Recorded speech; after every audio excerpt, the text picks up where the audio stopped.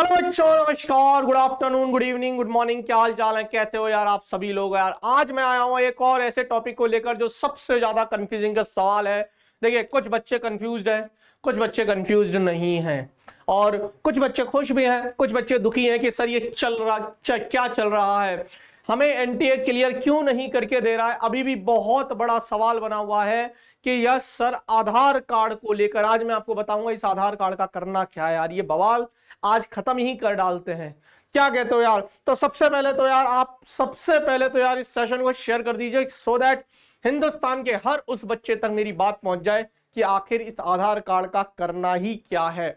तो आ जाइए यार, latest biometric is needed for Aadhaar card. Sir इसका क्या मतलब है। देखिए, बहुत तेजी भाषा में बात करता हूं। जिन बच्चों का, सुन ले, पहली बात सुन ले, दो तीन केसेस है, ध्यान से सुनना। जिन बच्चों का आधार कार्ड क्लास 10th की मार्कशीट के हिसाब से सही था, मतलब जो नाम, जो डेट ऑफ बर्थ आपकी क्लास 10th की मार्कशीट पर थी वही आपकी आधार कार्ड पर थी, आपका बिल्कुल करेक्ट था। ऐसे बच्चे जिनका बिल्कुल करेक्ट था, दोनों आधार कार्ड और क्लास 10th की मार्कशीट, उन्होंने दोनों अपलोड करी थी फॉर्म भरते समय। अभी रुक जाओ, दूसरे वाले बच्चे रुक जाओ, उन्होंने दोनों ही अपलोड करी थी, उनका फॉर्म सबमिट हो गया, ठीक है, हो गया। दूसरे ऐसे बच्चे थे जिनका नाम मिसमैच था, यानी कि उनकी क्लास 10th की मार्कशीट अलग बोल रही थी और आधार कार्ड अलग बोल रहा था, दोनों, उन्होंने भी दोनों ही अपलोड किए थे। अब जिनके नाम मिसमैच थे उन्होंने दोनों ही अपलोड किए हैं, 10th की मार्कशीट और आधार कार्ड। एनटीए के पास आपके दो नाम पहुंच गए, एक तो जो क्लास 10th की मार्कशीट पर है वो, और एक आधार कार्ड पर है वो। चाहे गलत चाहे मिसमैच था, उन्होंने भी दोनों ही डॉक्यूमेंट्स अपलोड करे थे, और जिनका सही था उन्होंने भी दोनों ही डॉक्यूमेंट्स अपलोड करे। पर सवाल यह आता है सर कि आधार कार्ड जो अपडेट कराना है वो किन को कराना है, इन वाले बच्चों को जिनका मिसमैच था, या इन वाले बच्चों को जिनका मिसमैच नहीं था। अब दिल से जवाब तो यह आएगा कि सर जो मिसमैच था उनको अपडेट कराना है। तो बेटा अब सुन लो, आपको आधार कार्ड जिनका, दोनों सारे बच्चे सुनना, पहले में उस कैटेगरी के बच्चे जिनके मिसमैच था, आपको अपडेट कराना ही पड़ेगा।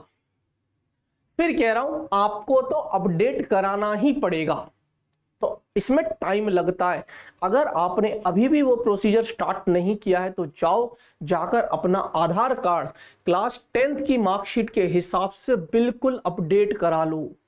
बायोमेट्रिक भी अपडेट होंगी, क्योंकि उम्र के साथ आईबॉल और ये जो फिंगरप्रिंट्स वगैरह हो सकता है चेंजेस हो जाते हो, तो आप बिल्कुल लेटेस्ट वाला अपडेट करा लो। तो जिनके मिसमैच थे वो तो अपडेट कराएंगे ही, और एग्जामिनेशन सेंटर में जाओगे तो आप दोनों आधार कार्ड लेकर जाओगे। जो गलत वाला था, देखो नंबर तो वही रहेगा आधार कार्ड का, बस नाम चेंज हो रहे हैं ना, नंबर वही रहता है। तो आप पुराना वाला आधार कार्ड जो अपडेट कराया वो वाला आधार कार्ड लेकर जाओगे। पर सर उन बच्चों का क्या जिनका दोनों ही सही थे, जिन्होंने फॉर्म भर दिया था, क्या उनको भी अपडेट कराना है? हाँ, क्योंकि इस साल एनटीए हो सकता है बायोमेट्रिक लेना शुरू कर दे। अगर बायोमेट्रिक लेना शुरू कर दिया तो आपका आधार कार्ड सही तो है, क्लास 10th की मार्कशीट से बना हुआ है, लेकिन वो बहुत पुराना हो सकता है, 2 साल 3 साल 4 साल 5 साल, उम्र बढ़ने के साथ हो सकता है आपकी बायोमेट्रिक चीजें चेंज हो गई हो, आईबॉल, फिंगरप्रिंट्स वगैरह। तो अपडेट है, सही है आपका आधार कार्ड, लेकिन अपडेट कराना जरूरी है क्या? हाँ, करवा लो भाई, क्योंकि यार इन्होंने अभी तक कुछ भी नहीं दिया हुआ है। मैं ये भी नहीं कह रहा, देखिए अभी एक्चुअली कंफ्यूजन ही बना हुआ है, मैं तो कह रहा हूं बनवा लो, पुराना वाला भी अपने पास रख लेना, नया वाला भी अपने पास रख लेना, लेकिन एनटीए को मेल डालो, क्लियर मेल डालो कि भैया क्लियर जवाब क्यों नहीं देते। आपने एफएक्यूज में लिखा हुआ है ऑल स्टूडेंट्स करके 6 नंबर के में, ऑल स्टूडेंट्स में तो यार जिनका सही था वो भी आ गए, जिनका मिसमैच था उनको तो अपडेट कराना ही है, पर जिनका सही था क्या उनको भी अपडेट कराना है क्या? क्योंकि आप तो बायोमेट्रिक चालू कर रहे हो, तो आपने लिख क्यों नहीं रहे हो, क्लियर क्यों नहीं लिख रहे हो? आप लिखिए वहां पर। तो प्लीज बच्चों पूछिए एनटीए को मेल करके, और मेरा सजेशन तो यही रहेगा कि आप अपडेट करा लो, दोनों ही प्रकार के बच्चे अपडेट करा लो बेटा, और पुराना आधार कार्ड और नया आधार कार्ड अपने पास रखिए।